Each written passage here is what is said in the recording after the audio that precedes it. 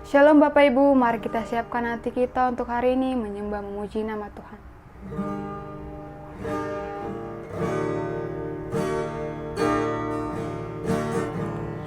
Telah kulihat bukti kasih-Mu, Kau menderita gantikanku. Dengan darah-Mu Kau selamatkanku. Kini ku hidup menyenangkan-Mu. Terlalu besar kasih-Mu Bapa, pengorbanan yang Kau berikan bagiku. Terlalu mahal darah-Mu Yesus, tercurah untuk menebus hidupku.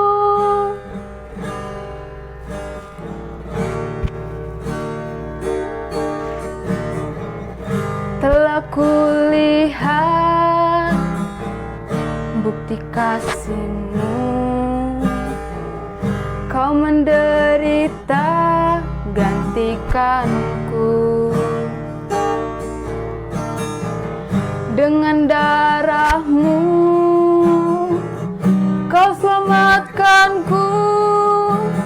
Kini ku hidup menyenangkan-Mu. Terlalu besar darah-Mu Bapa, pengorbanan yang Kau berikan bagiku. Terlalu mahal darah-Mu Bapa, tercurah untuk menebus hidupku. Terlalu besar kasih-Mu Bapa, pengorbanan yang Kau berikan bagiku. Terlalu mahal darah-Mu Yesus, tercurah untuk menebus hidupku. Tercurah untuk menebus hidupku. Tercurah untuk menebus hidupku. Haleluya. Terima kasih Tuhan, Kau sungguh baik.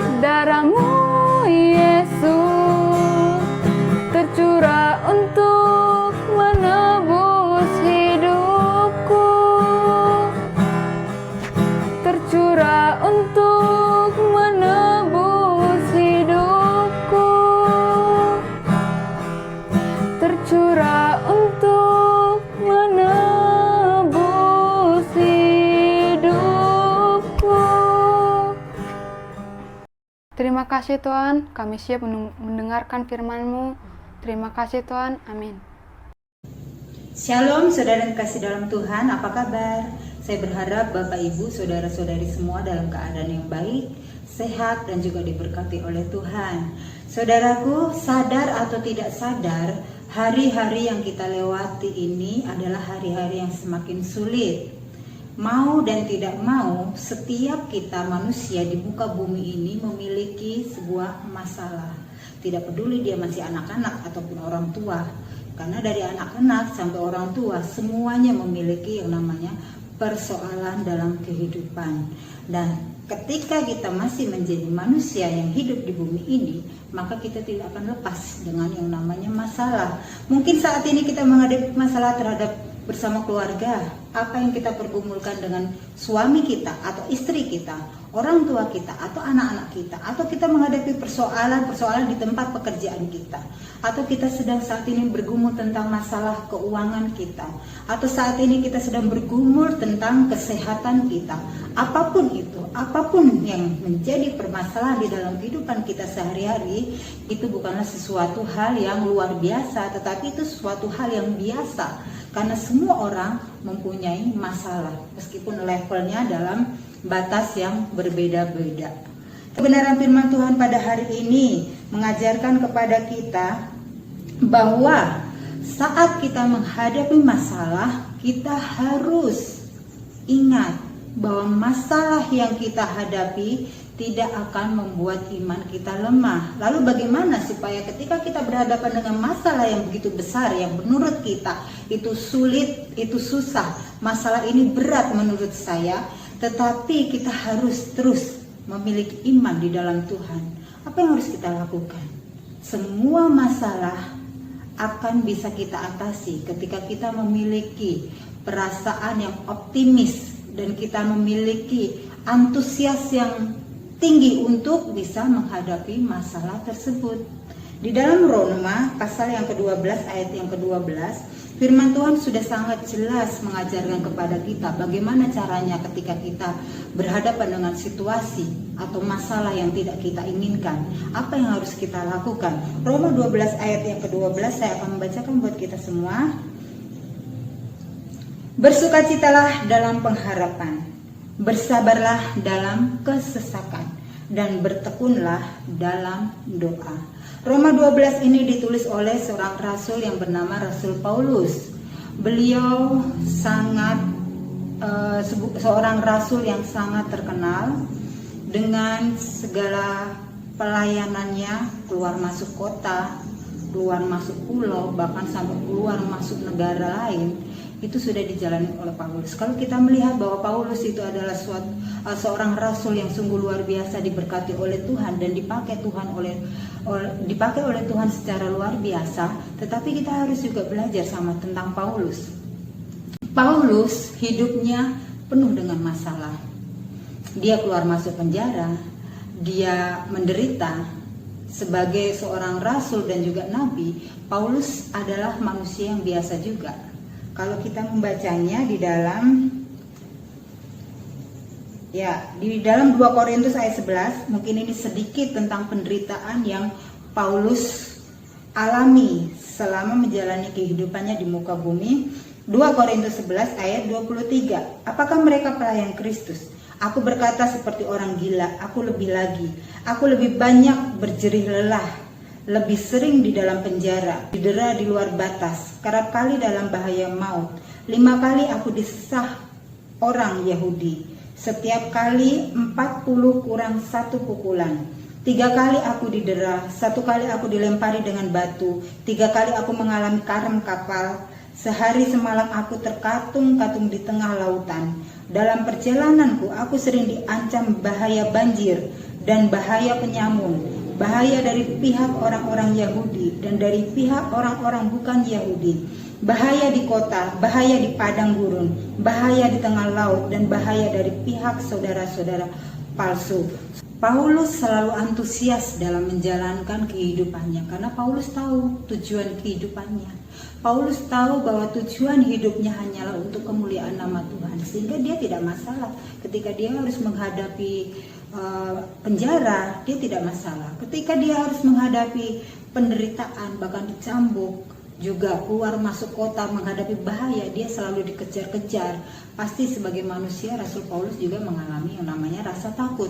Tetapi dia tidak mempedulikan itu semua. Jika kita mau berkaca penderitaan kita dibandingkan dengan penderitaan Paulus, tentu tidak ada apa-apanya. Jadi penderitaan yang kita alami saat ini, permasalahan yang kita alami saat ini, pergumulan apapun yang saat ini kita alami, itu adalah pergumulan yang tidak begitu besar dibanding dengan penderitaan Paulus. Tetapi Paulus memiliki pandangan yang luar biasa, bahwa dia berkata bahwa hidup adalah Kristus dan mati adalah sebuah keuntungan.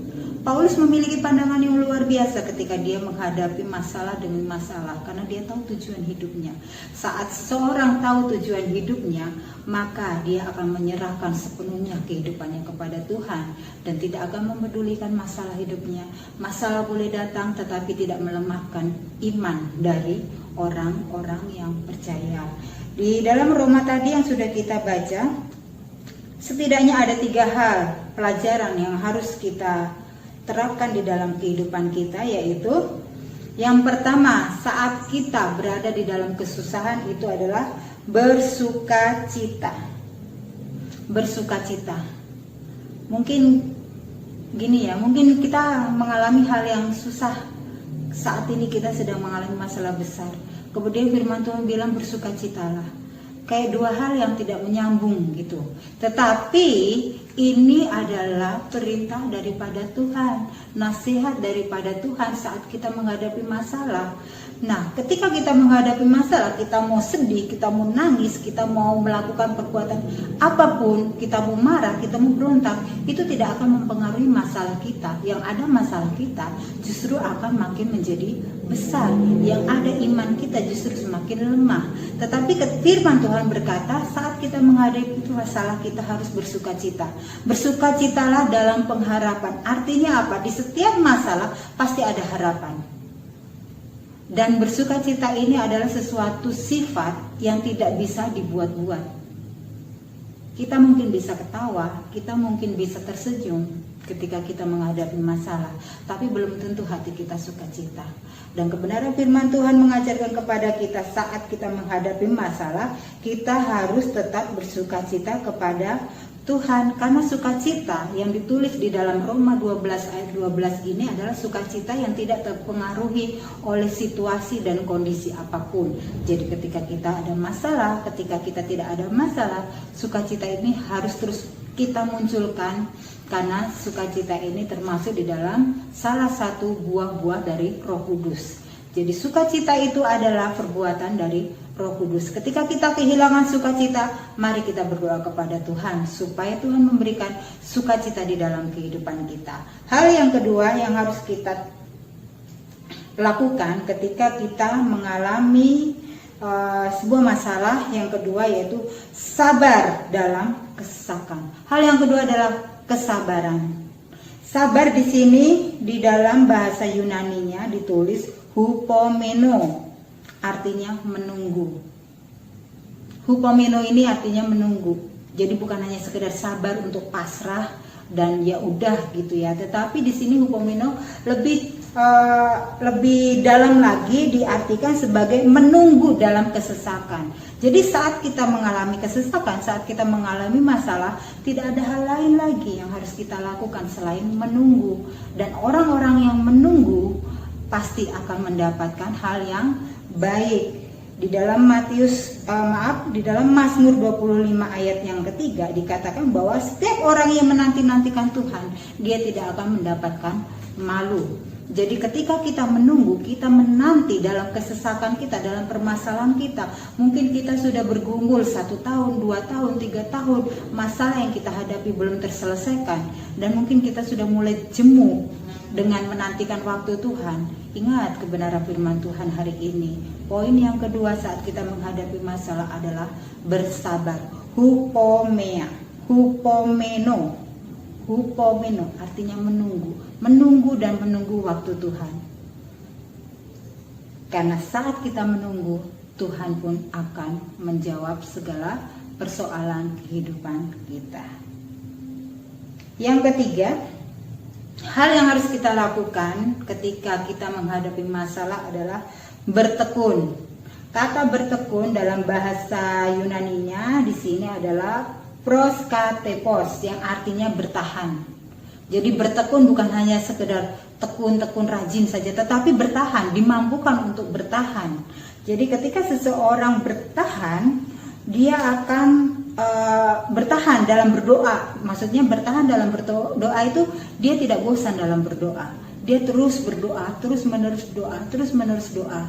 Mungkin saudara berkata, saya sudah mendoakan ini lama, setiap hari pagi, siang, malam saya berdoa atas pergumulan kehidupan saya, tapi sampai hari ini udah 5 tahun belum dijawab oleh Tuhan. Bahkan ada yang sudah bergumul selama 10 tahun belum dijawab oleh Tuhan. Tuhan katakan, tetaplah bertekun dalam doa. Apapun masalah yang kita hadapi, mari kita belajar untuk bertahan, mari kita belajar untuk menunggu, dan mari kita belajar untuk terus memiliki sukacita di dalam kehidupan kita. Karena ketika 3 hal ini kita miliki, maka kita akan antusias dan kita juga akan optimis dalam menghadapi hari-hari yang akan kita jalani. Serahkan kepada Tuhan, maka Tuhan akan melakukan apa yang menjadi bagiannya. Kiranya Tuhan Yesus memberkati.